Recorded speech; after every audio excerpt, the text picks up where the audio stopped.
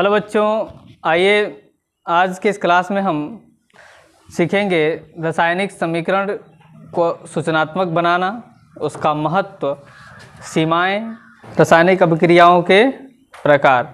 रासायनिक अभिक्रिया के कितने प्रकार होते हैं इस वीडियो में हम उसके विषय में भी पढ़ेंगे। और सबसे पहले हम जान लेते हैं रासायनिक समीकरण को अधिक सूचनात्मक बनाना। कैसे जो है रासायनिक समीकरण अत्यंत सूचनात्मक हो जाता है, मतलब ये अत्यंत शुद्ध हो जाता है। क्या हो जाता है? शुद्ध हो जाता है, ये हमें जानना है। तो सबसे पहला देखिए, इसमें क्या होते हैं, कुछ क्रियाकारक होते हैं और उत्पाद होते हैं। यानी कि अभिक्रिया में जो भाग लेते हैं वो क्रियाकारक हो गए, जो अभिक्रिया के फलस्वरूप जो प्राप्त होते हैं पदार्थ वो क्या होते हैं? उत्पाद होते हैं। और इनको ही उनके भौतिक अवस्था के रूप में और प्रतीकों के रूप में दर्शाना क्या है? सूचनात्मक बनाना है। क्या है? सूचनात्मक बनाना है।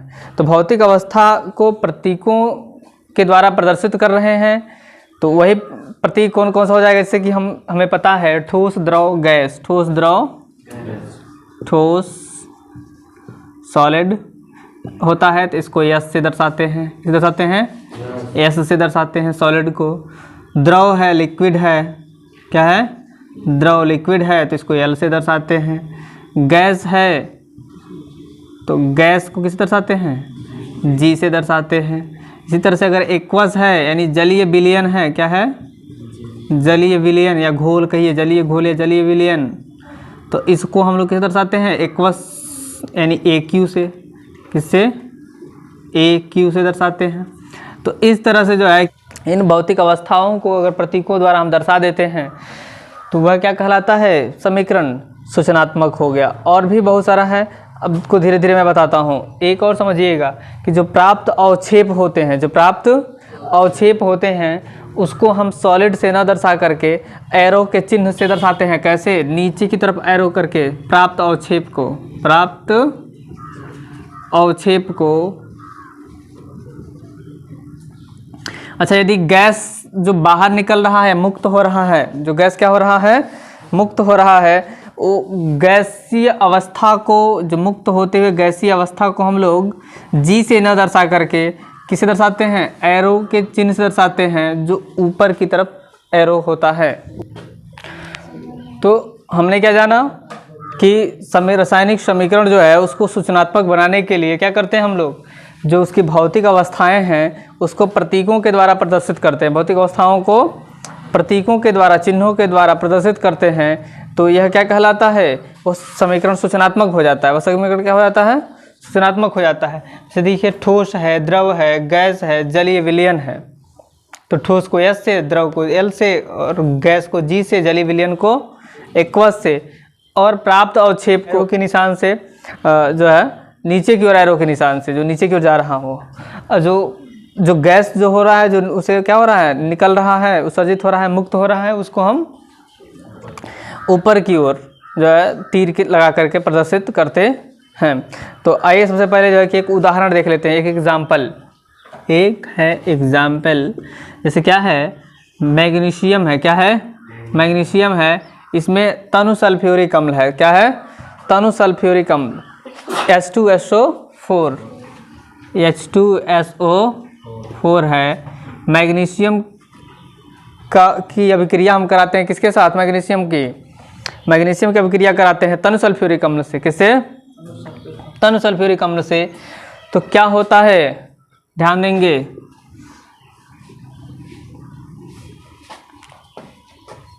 इसमें क्या होता है? जब अभिक्रिया कराते हैं मैग्नीशियम का तनु सल्फ्यूरिक अम्ल से तो प्राप्त होता है हमें क्या? मैग्नीशियम का सल्फेट। क्या प्राप्त होता है? Magnesium sulphate. मैग्नीशियम सल्फेट प्राप्त होता है। और इससे हाइड्रोजन क्या हो रहा है? मुक्त हो रहा है। हाइड्रोजन क्या हो रहा है? मुक्त हो रहा है। देखिए H2 गैस जो है निकल रहा है, तो इसको हम एरो लगा के दर्शा दिया। हमने क्या दर्शा दिया? एरो लगा के दर्शा दिया। जी न लिख करके वहाँ पे हमने क्या लिखा? एरो का निशान लगाया। जी न लिख के क्या लिखा हमने? एरो का निशान लगाया। लेकिन बाकी जो जैसे कि मैग्नीशियम है, तो मैग्नीशियम क्या है? एक सॉलिड है, ठोस है। क्या है? एक ठोस है। तो ठोस है तो उसके आगे हम क्या लिखेंगे? यस लिखेंगे। क्या लिखेंगे? यस लिखेंगे। तो देखिए H2SO4 क्या है? एक जलीय विलयन है, जलीय घोल है एक, इसको इसके आगे हम लोग क्या लिखेंगे, एक्वस लिखेंगे, AQ क्या लिखेंगे, हाँ AQ लिखेंगे, ध्यान रखिए यही आपको सीखना है यहाँ पे। उसी तरह मैग्नीशियम का सल्फेट ये भी एक्वस है, यहाँ भी हम क्या लिखेंगे, AQ लिखेंगे, याद रखिए। और यहाँ पर भी हमको गैस है, ये G लिखना था, हाइड्रोजन गैस है, G लिखना था, हाइड्रोजन गैस के लिए क्या लिखना है, G, लेकिन G न लिख के हम क्या लिखेंगे, एरो का निशान लगा सकते हैं। अत्यधिक सूचनात्मक बनाने का ये क्या है, तरीका है। इसके अलावा आप बात करिएगा अगर कि अभिक्रिया की जो परिस्थिति होती है, अभिक्रिया की परिस्थिति जैसे ताप, दाब और उत्प्रेरक, ताप, दाब और उत्प्रेरक, याद रखिए हम लिखते हैं हम ताप, दाब एवं उत्प्रेरक को किस पे लगाते हैं, जो तीर का निशान लगाया जा रहा है बड़ा सा, ये तीर का निशान जो है इसी के ऊपर या नीचे इसको क्या करते हैं हम लोग, ताप, दाब और उत्प्रेरक को रख देते हैं, लिख देते हैं। तो इसको भी हम एक समीकरण से समझ सकते हैं। नाइट्रोजन और हाइड्रोजन के, नाइट्रोजन का हम क्या करते हैं, हाइड्रोजन के साथ अभिक्रिया करा रहे हैं, नाइट्रोजन का हाइड्रोजन के साथ अभिक्रिया कराए तो प्राप्त हुआ क्या, अमोनिया, यानी H3, क्या प्राप्त हुआ, NH3, अमोनिया प्राप्त हुआ। तो सबसे पहले देखेंगे तो ये संतुलित नहीं है, संतुलित है क्या, संतुलित नहीं है।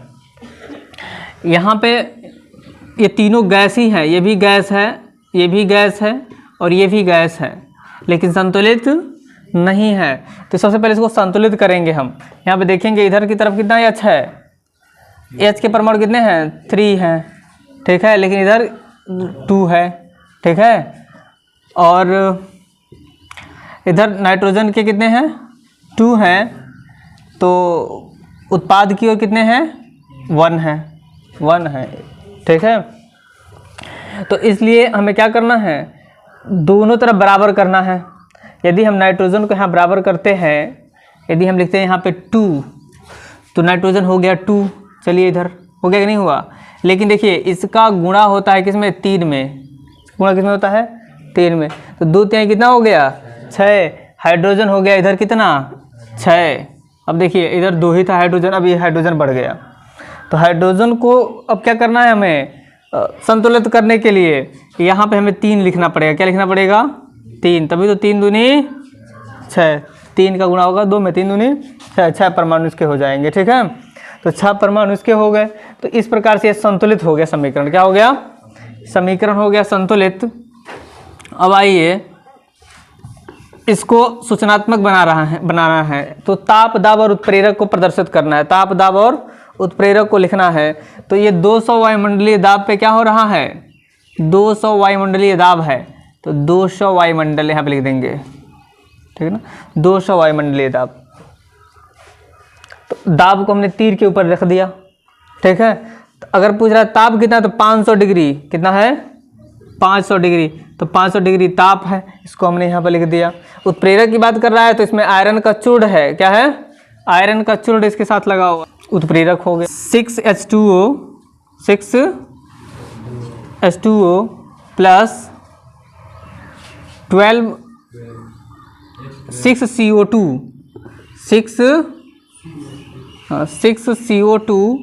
प्लस 12H2O प्लस 12 लिखते हैं, ध्यान से देखिए यहाँ पे 12H2O से बन रहा था क्या,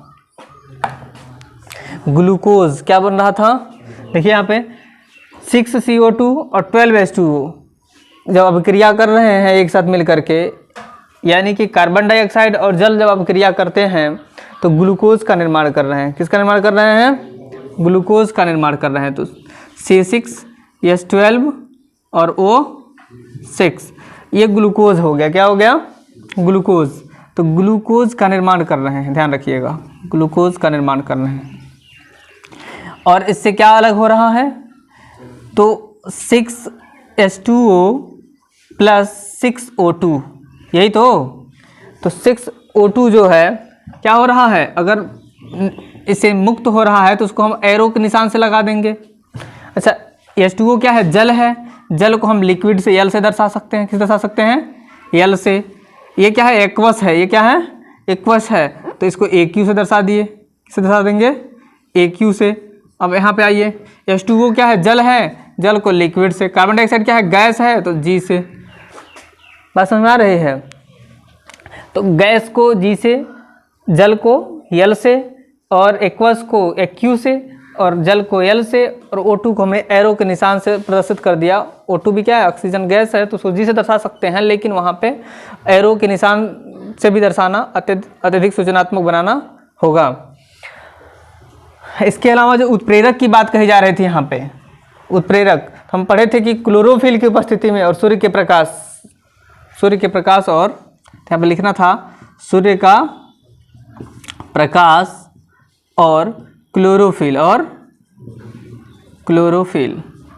देखिए, तो ये उत्प्रेरक हैं जो हमने क्या किया यहाँ पे लिख दिया, तो ये सूचनात्मक हो गया। ये रासायनिक समीकरण क्या हो गया, अत्यधिक शुद्ध हो गया, सूचनात्मक हो गया। ऊष्मा को दर्शाना है, किसको, ऊष्मा को, तो या तो ऊष्मा आप लिख सकते हैं, या तो एक ऐसा चिन्ह बना सकते हैं, एक ऐसा चिन्ह बना सकते हैं, ठीक है, या यहाँ पे ऊष्मा लिख देंगे, क्या लिख देंगे, ऊष्मा लिख सकते हैं आप, या तो हम ऊष्मा लिख सकते हैं, या तो जैसे कैल्शियम कार्बोनेट देखिए CaCO3 को क्या कर रहे हैं, ऊष्मित कर रहे हैं, केवल क्या कर रहे हैं, गर्म कर रहे हैं, ऊष्मा दे रहे हैं। तो ऊष्मा दे रहे हैं तो हम क्या लिख देंगे यहाँ पे, केवल यहाँ पे ऊष्मा लिख देंगे, और नहीं तो ये चिन्ह बना दीजिए डेल्टा का, ये चिन्ह बना दीजिए, ऊष्मा को प्रदर्शित करता है ये चिन्ह, ठीक है। तो इन दोनों में से कोई एक काम कर सकते हैं, तो आपको सरल जो लगे वो करिए। ऊष्मा लिख दिया हमने यहाँ पे, देखिए कैल्शियम कार्बोनेट को ऊष्मित किया, ऊष्मा दिया, ऊष्मा लिख दिया एरो के ऊपर, ओके। अब क्या किया, जब ऊष्मित जब करेंगे तो उसमें से क्या निकलेगा, कार्बन डाइऑक्साइड बाहर निकलेगा, क्या निकलेगा, कार्बन डाइऑक्साइड बाहर निकलेगा। तो कार्बन डाइऑक्साइड बाहर निकाल दीजिए। सबसे पहले हम क्या करते हैं, कार्बन डाइऑक्साइड को बाहर निकालते हैं, ध्यान रखिएगा। CO2 को हमने क्या किया, मुक्त कर दिया, इससे निकाल दिया। तो देखिएगा CO2 निकल जाएगा, एक C निकल गया और O2 निकल गया, तो क्या बचा है यहाँ पे, Ca बचा, कैल्शियम, और क्या बचा, एक ऑक्सीजन बचा ना, CaO बचा, क्या बचा, CaO। चूना का ये क्या है, हाँ सूत्र है CaO, चूना। तो ये भी सॉलिड है, ध्यान रखिएगा। और ये तो गैस है, ये क्या है, गैस है, और ये क्या है, ये सॉलिड है, ये क्या है, सॉलिड है। तो इसको सॉलिड गैस जिसमें रहेगा उसको हम क्या किया, हमने यहाँ पे दर्शा दिया, ठीक है। तो इस प्रकार से ये मुख्य रूप से क्या सीखना था, ऊष्मा को क्या सीखना था यहाँ पे, ऊष्मा हम प्रदर्शित कर रहे हैं, कैसे, एरो के ऊपर लिख करके, ओके। कैल्शियम कार्बोनेट को जब ऊष्मित किया हमने तो क्या मिला, कैल्शियम का ऑक्साइड और कार्बन डाइऑक्साइड।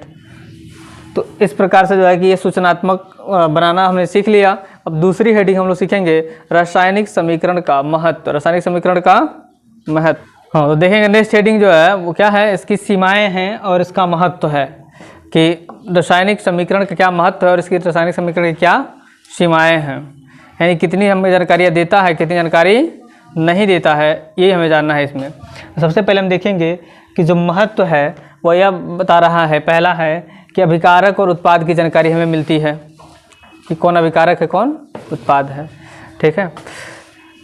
यहाँ पे देखिए, ये देखिए यहाँ पे 3 मैग्नीशियम है, क्या है, मैग्नीशियम है और नाइट्रोजन है। मैग्नीशियम और नाइट्रोजन क्या कर रहा है, अभिक्रिया में भाग ले रहा है और बना क्या रहा है, मैग्नीशियम नाइट्राइड। तो ये क्या है, ये अब अभिकारक है और ये क्या है, उत्पाद है। तो इसकी जानकारी हमें क्या देता है, रासायनिक समीकरण देता है। ये पहला महत्व है, ये क्या है, इसका महत्व है। और दूसरा महत्व देखिए, अणुओं या परमाणुओं के संगठन की जानकारी हो जाती है, अणुओं और परमाणुओं के संगठन की जानकारी हो जाती है। यहाँ दिखा रहा है कि 3 परमाणु वाला मैग्नीशियम और 1 अणु वाला क्या कर रहा है, नाइट्रोजन के साथ संयुक्त होकर के क्या कर रहा है, मैग्नीशियम नाइट्राइड का निर्माण कर रहा है। तो अणु परमाणु का ज्ञान हमें यह क्या करता है, समीकरण, ये जो है कि रासायनिक समीकरण देता है, जानकारी इसकी। तीसरा कह रहा है कि द्रव्यमान का अपेक्षित अनुपात पता चल जाता है, कि द्रव्यमान का अपेक्षित अनुपात क्या है, इसका अनुपात क्या है, यह पता चल जाता है। तो देखेंगे कि मैग्नीशियम जो है मैग्नीशियम, तो मैग्नीशियम का जो परमाणु भार है, मैग्नीशियम में क्या है, परमाणु भार कितना है, 24 है, और नाइट्रोजन का 14 है। नाइट्रोजन कितना है, 14 है, और इसका 24 है। तो अब अगर दोनों का करिएगा, देखिए इसके परमाणु कितने हैं, 3 हैं, तो 3 से गुणा कर दीजिए, 24 में कितना हो गया, 72, 24 3 72, और 2 परमाणु इसके हैं, तो 2 से गुणा इसमें कर दीजिए, 2 गुणे 14 दूनी 28, 28 इसके हो गए। तो इस प्रकार से इसके कितने होंगे, मैग्नीशियम नाइट्राइड के कितने होंगे, इसके 72 और 28 हो गए, इसके क्या हो गए, 72 और 28 हो रहे हैं। तो 72 + 28 अगर जोड़ दीजिएगा, 72 + 28 से कितना हो रहा है, 100, ठीक है, 100 हो रहा है। तो अब देखिए इसका हो गया 72 ग्राम मैग्नीशियम का, नाइट्रोजन का हो गया 28 ग्राम, तो मैग्नीशियम नाइट्राइड का कितना हो गया, 100 ग्राम हो गया। तो ये अनुपात का पता चल रहा है कि दोनों का अनुपात क्या है, सही है, समान है। इन दोनों को ऐड करिएगा 100 हो रहा है, इसका भी क्या है, उत्पाद का भी 100 ग्राम हो रहा है। तो ये जो है कि द्रव्यमान का पता चल रहा है, द्रव्यमान का पता चल रहा है, ये ग्राम में है, ग्राम। तो अपेक्षित द्रव्यमान के अपेक्षित अनुपात क्या है वो पता चल जा रहा है, ठीक है। अभिक्रिया की प्रकृति कैसी है ये भी पता चलता है हमें, कि अभिक्रिया किस प्रकार का है। अभी हम प्रकार जब पढ़ाएंगे अभिक्रिया के, तो उसमें आपको बताएंगे कि किस प्रकार की अभिक्रिया में कौन सी संयोजन अभिक्रिया, वियोजन अभिक्रिया कौन सा हो रहा है, ठीक है। तो यहाँ अभिक्रिया की प्रकृति बताता है कौन सा, रासायनिक समीकरण। सीमाओं की बात कही जा रही है, तो भौतिक अवस्था की जानकारी, ठोस, सॉलिड, गैस, एक्वस क्या है इसका पता नहीं लगता है। ताप, दाब इसकी सूचना नहीं दे रहा है, वो ताप, दाब, उत्प्रेरक की जानकारी नहीं मिलती है, सांद्रण का ज्ञान नहीं होता है, अभिक्रिया में मुक्त या प्रयुक्त होने वाली ऊर्जा का ज्ञान नहीं हो रहा है, कितना ऊर्जा मुक्त हो रहा है, कितना प्राप्त हो रहा है, ठीक है। प्रकाश, ध्वनि आदि की जानकारी नहीं होती है। समय का ज्ञान, कितना समय लग रहा है अभिक्रिया में होने में, ये भी इसका भी ज्ञान नहीं होता है प्राप्त। उत्क्रमणीयता का ज्ञान नहीं होता है, उत्क्रमणीय है कि नहीं है, ठीक है ना, या अग्र भाग में हो रहा है, या पश्च भाग में, अगले भाग में हो रहा है, या पिछले भाग में, या दोनों में हो रहा है, इसका ज्ञान नहीं होता है। तो उत्क्रमणीयता का ज्ञान नहीं होता है। तो ये जो है कि इसकी सीमाएँ हैं, और ये इसका क्या है, वैल्यू है, महत्व है, ठीक है। इसके बाद से अगर हम समझेंगे रासायनिक अभिक्रियाओं के प्रकार, रासायनिक अभिक्रिया के प्रकार में पहला जो टाइप्स है वो क्या है, संयोजन अभिक्रिया। तो संयोजन अभिक्रिया को यदि परिभाषित करना है तो अब लिखेंगे कि 2 या 2 से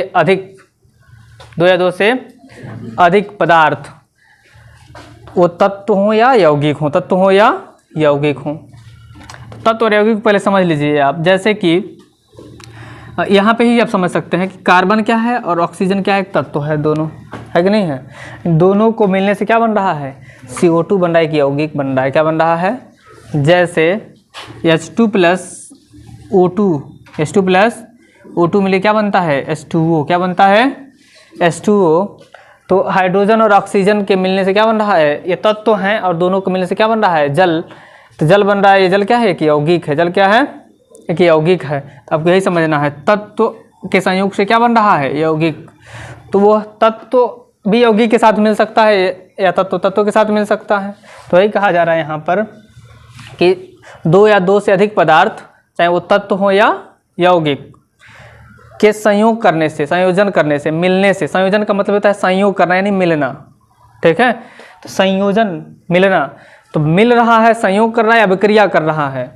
तो अभिक्रिया करके क्या बना रहा है, एकल उत्पाद का निर्माण कर रहा है, एक ही उत्पाद बन रहा है। कितना उत्पाद बन रहा है, एक उत्पाद बन रहा है, एकल उत्पाद का निर्माण कर रहा है। तो ऐसी अभिक्रिया को हम क्या कहेंगे, संयोजन अभिक्रिया कहेंगे। क्या कहेंगे, संयोजन अभिक्रिया कहेंगे। जैसे एग्जाम्पल में यहाँ 2-3 एग्जाम्पल हमने लिखा है, देखिए अमोनिया है और हाइड्रोजन क्लोराइड है, ये दोनों को मिला करके क्या बन रहा है, अमोनियम क्लोराइड। क्या बन रहा है, अमोनियम क्लोराइड।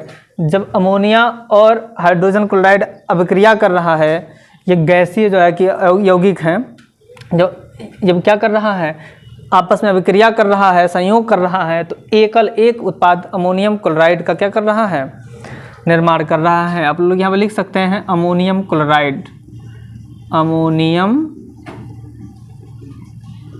क्लोराइड का निर्माण कर रहा है। इसी तरह से देखेंगे दूसरा जो है कार्बन मोनोऑक्साइड, कार्बन, देखिए कार्बन का ऑक्साइड है CO मतलब कार्बन का ऑक्साइड, कार्बन का ऑक्साइड, इसको मोनोऑक्साइड भी पढ़ते हैं। यदि ऑक्सीजन के एक परमाणु हैं तो हम क्या पढ़ेंगे, कार्बन मोनोऑक्साइड। कार्बन का ऑक्साइड ऐसे भी पढ़ सकते हैं, कार्बन मोनोऑक्साइड ऐसे भी पढ़ सकते हैं। यदि यहाँ पे 2 हो जाए तो कार्बन डाइऑक्साइड पढ़ते हैं, क्या पढ़ते हैं, कार्बन डाइऑक्साइड, ओके। यदि 3 हो जाए तो ट्राई ऑक्साइड, कार्बन ट्राइऑक्साइड। अगर 4 हो जाए तो tetra oxide, carbon tetra oxide. मतलब ऐसे आपको पढ़ना है, सीखना है, ठीक है। तो कार्बन मोनोऑक्साइड अगर सिंगल अगर है तो मोनोऑक्साइड क्या पढ़ेंगे, मोनोऑक्साइड। कहीं कहीं आपको केवल कार्बन का ऑक्साइड लिखा रहेगा तो भी सही है, कार्बन का ऑक्साइड लिखा है तो भी सही है, कार्बन मोनोऑक्साइड लिखा है तो भी सही है। तो कार्बन मोनोऑक्साइड है, ये क्या है, लिख देते हैं यहाँ पर, देखिए कार्बन मोनोऑक्साइड किसके साथ अभिक्रिया कर रहा है, क्लोरीन गैस के साथ, किसके साथ, हाँ क्लोरीन गैस के साथ अभिक्रिया कर रहा है। देखिए इसमें क्या होता है कि कार्बन डाइऑक्साइड ये भी, कार्बन मोनोऑक्साइड ये भी क्या है, गैस है, क्लोरीन क्या है, ये भी गैस है। ये दोनों जब गैसीय, गैस जब क्या करते हैं, यौगिक हैं, ये क्या कर रहे हैं, अभिक्रिया कर रहे हैं, क्या कर रहे हैं। तो कार्बन मोनोऑक्साइड और क्लोरीन जब अभिक्रिया करते हैं तो क्या बनाते हैं, देखिए यहाँ पे कार्बोनिल क्या बना रहे हैं, कार्बोनिल क्लोराइड बना रहे हैं। तो अब लिख लीजिएगा कार्बोनिल क्लोराइड, लिखिए यहाँ पे कार्बन मोनोऑक्साइड और क्लोरीन अभिक्रिया करने पर, अभिक्रिया के फलस्वरूप कार्बोनिल क्लोराइड बना रहे हैं, कार्बोनिल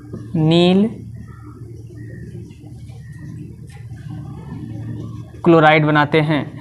ये भी गैस है, ये भी क्या है, गैस है। देखिए तो यहाँ पे कार्बन मोनोऑक्साइड भी गैस है, क्लोरीन भी गैस है, और ये जो प्राप्त जो उत्पाद है ये भी क्या है। तो हमें समझना क्या था कि एकल उत्पाद का निर्माण कर रहा है, तो इसलिए यहाँ पे क्या हो जाएगा, संयोजन अभिक्रिया। कौन सा अभिक्रिया, संयोजन अभिक्रिया। उसी तरह यहाँ भी देखेंगे कार्बन है और ऑक्सीजन है, कार्बन है और ऑक्सीजन है, संयोग करके क्या बना रहे हैं, कार्बन डाइऑक्साइड, क्या बना रहे हैं, कार्बन डाइऑक्साइड। तो यहाँ भी क्या कर रहा है, संयोजन अभिक्रिया हो रहा है। क्या हो रहा है, हाँ कोयले का यहाँ पे दहन हो रहा है, तो उससे जो है कि क्या मिल रहा है, दहन मतलब होता है जलना, दहन मतलब क्या होता है, जलना। तो उससे बन रहा है कार्बन डाइऑक्साइड, क्या बन रहा है, कार्बन डाइऑक्साइड बन रहा है। तो इस प्रकार से आप समझ सकते हैं कि जब 2 या 2 से अधिक तत्व या यौगिक क्या करते हैं, जब 2 या 2 से अधिक पदार्थ मिल करके आपस में क्या करते हैं, एक नए एकल उत्पाद का निर्माण करते हैं, तो वहाँ पे संयोजन अभिक्रिया होती है। देखिए रासायनिक अभिक्रिया के प्रकार में दूसरा प्रकार, रासायनिक अभिक्रिया के प्रकार में दूसरा प्रकार है। पहला हमने पढ़ा था संयोजन अभिक्रिया, जिसमें क्या हो रहा था, 2 या 2 से अधिक पदार्थ मिल करके नए एकल पदार्थ का क्या कर रहे थे, निर्माण कर रहे थे, तो संयोजन अभिक्रिया हो रहा था। वियोजन अभिक्रिया उसके ठीक विपरीत है। यहाँ पे क्या हो रहा है, एक कोई यौगिक है जिस पे क्या किया जा रहा है, 3 विधियों से, कितने विधि से, 3 विधि से, यानी कोई बाहरी जो है, बाह्य कारक के प्रभाव में आकर के वो क्या कर लेता है, विघटित हो जाता है, अपने तत्वों में या यौगिकों में क्या होता है, अपघटित हो जाता है। तो उसे हम क्या बोलते हैं, वियोजन अभिक्रिया या अपघटन अभिक्रिया भी कहते हैं। वियोजन अभिक्रिया को अपघटन अभिक्रिया भी बोलते हैं, अपघटन अभिक्रिया। कौन सा अभिक्रिया, अपघटन अभिक्रिया भी बोलते हैं वियोजन अभिक्रिया को। तो इसमें क्या होता है, कोई बाहरी जो है कि प्रभाव में आकर के, किसी बाहरी प्रभाव से, वह बाहरी प्रभाव कौन से हो सकते हैं, जैसे देखिए यहाँ पे लिखा हुआ है, ऊष्मा हो सकता है, प्रकाश हो सकता है और विद्युत हो सकता है। तो इस तरह से इसको 3 भागों में बांटा गया है। कितने भागों में बांटा गया है, हाँ ये प्रकाश, ऊष्मा और विद्युत के द्वारा ही संपन्न होती है। इसी आधार पर इसको 3 भागों में बांटा गया है, एक ऊष्मीय वियोजन और एक प्रकाश वियोजन और एक विद्युत वियोजन। तो इस प्रकार से 3 प्रकार का होता है वियोजन अभिक्रिया। वियोजन अभिक्रिया कितने प्रकार के होते हैं, 3 प्रकार के, प्रकाश, ऊष्मा वियोजन, ऊष्मीय वियोजन और प्रकाश वियोजन और विद्युत वियोजन। तो ऊष्मीय वियोजन को हम समझने के लिए क्या करते हैं, एक यौगिक है, क्या है, एक यौगिक है, इसको क्या किया गया, ऊष्मा दिया गया। कैल्शियम कार्बोनेट है, कैल्शियम कार्बोनेट को ऊष्मा प्रदान किया गया। जब ऊष्मा उसको देते हैं तो क्या किसमें विभक्त हो जा रहा है, देखिए अपघटित हो जा रहा है कैल्शियम के ऑक्साइड में या कैल्शियम मोनोऑक्साइड में, और कार्बन डाइऑक्साइड में क्या हो रहा है, वियोजित हो रहा है, विघटित हो जा रहा है। तो यहाँ पे हम क्या कहेंगे कि वियोजन अभिक्रिया हो रहा है। वियोजन में भी कौन अभिक्रिया, तो ऊष्मीय वियोजन अभिक्रिया। कौन सी, ऊष्मीय वियोजन अभिक्रिया। दूसरा देखेंगे आप क्या है, सूर्य के प्रकाश की उपस्थिति में क्या किया जा रहा है, इसको रखा जा रहा है। देखिए सिल्वर क्लोराइड को, किसको, सिल्वर क्लोराइड को, सिल्वर क्लोराइड को हमने रखा सूर्य के प्रकाश में, तो क्या किसमें अवघटित हो गया, वियोजित हो गया, सिल्वर अलग हो गया देखिए, और क्लोरीन क्या हो गया, गैस अलग हो गया। तो इस तरह से हमें पता चला कि यहाँ पे क्या हो रहा है, प्रकाश अभिक्रिया हो रहा है। कौन सा अभिक्रिया हो रहा है, प्रकाश अभिक्रिया। और प्रकाश में प्रकाश अपघटन अभिक्रिया या प्रकाश वियोजन अभिक्रिया इसको बोलते हैं। इसका उपयोग पूछा जाता है एग्जाम में, एक बार आ चुका है बोर्ड एग्जाम में, याद रखिएगा इसको। उपयोग, इसका उपयोग कहाँ होता है, तो श्वेत श्याम फोटोग्राफी में, श्वेत श्याम फोटोग्राफी में इसका उपयोग किया जाता है। ऑप्शन में अगर ये रहे तो भी सही ट्रिक मारेंगे, अन्यथा अगर आ जाए AgBr2 तो भी सही मारेंगे। ब्रोमाइड भी अगर आ जाए इसके साथ, सिल्वर ब्रोमाइड, तो सिल्वर क्लोराइड है तो सिल्वर ब्रोमाइड भी आ जाए तो अब क्या करेंगे, सही का ट्रिक मारेंगे। इस दोनों में से कोई एक आ जाए तो ट्रिक मारेंगे सही का।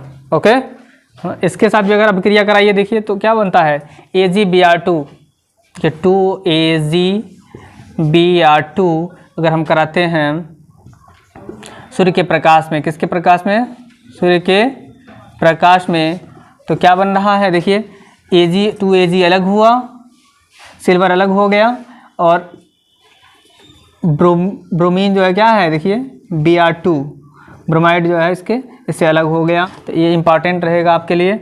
और वियोजन अभिक्रिया में प्रकाश अभिक्रिया यदि पूछ देता है, प्रकाश अपघटन अभिक्रिया या प्रकाश वियोजन अभिक्रिया, तो उसके लिए भी आपको क्या देना होगा, ये एग्जाम्पल देना होगा। जब प्रकाश की उपस्थिति में अभिक्रिया हो, जब प्रकाश की उपस्थिति में क्या हो, सूर्य के प्रकाश की उपस्थिति में जब क्या हो रहा है, जब यौगिक अपघटित हो रहा है तो प्रकाश अभिक्रिया। जब ऊष्मा की उपस्थिति में, जब यौगिक में ऊष्मा दिया जा रहा है तो ऊष्मा की उपस्थिति में क्या हो रहा है, वो अपघटित हो जा रहा है, तत्वों में विभक्त हो जा रहा है, दो से अधिक तत्व या यौगिक में क्या हो रहा है, विभक्त हो जा रहा है। तो वहाँ पे ऊष्मीय अभिक्रिया, ऊष्मीय वियोजन, और यहाँ पे प्रकाश वियोजन और विद्युत वियोजन। देखिए जल में इलेक्ट्रिक का प्रवाह करने पर क्या हो रहा है, वो अपघटित हो जा रहा है, किसमें किसमें, हाइड्रोजन में और ऑक्सीजन में। तो यहाँ पे क्या कहेंगे कि विद्युत अपघटन अभिक्रिया हो रहा है या विद्युत वियोजन अभिक्रिया हो रहा है। इसको आप समझेंगे, ये धनायन होता है और ये ऋणायन। तो धनायन पे कैथोड, धनायन कैथोड पे होता है और ऋणायन एनोड पे होता है। नेक्स्ट जो है हम अगली वीडियो में पढ़ेंगे। दैट्स ऑल, थैंक यू, जय हिंद।